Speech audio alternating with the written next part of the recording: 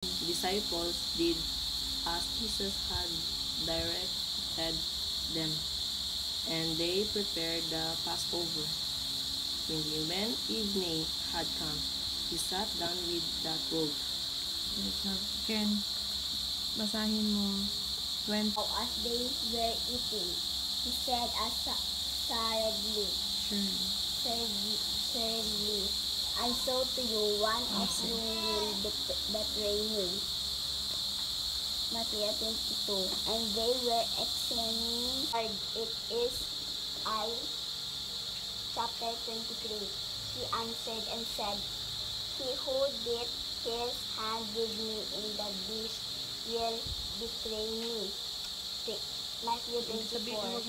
The Son of Man indeed goes just as is written of him.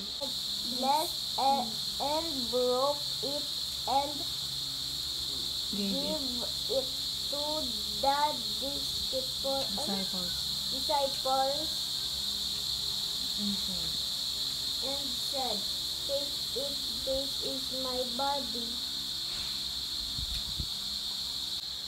And give thanks and give it to them, saying, Drink from 9 to 30.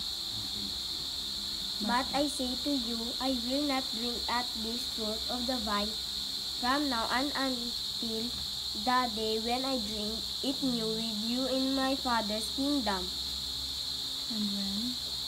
And when they had some him, they went out on the Mount of Olives. Until 30, right? Panginoong Hesukristo na pinadala siya dito para tubusin ang ating mga kasalanan. Naway ang bawat isa sa atin ay maging mabuting tagasunod niya kahit na tayo mga tao lamang. Naway ang pagkain ito na dadaloy sa ating katawan ay magsilbing kalakasan, magsilbing pagiging matatag at malayo sa sakit na anumang darating sa atin. Naway lahat ng pagsubok ng buhay ay ating makakayanan at maging maayos sa pagdidesisyon sa bawat isa sa amin. In Jesus' name, Amen.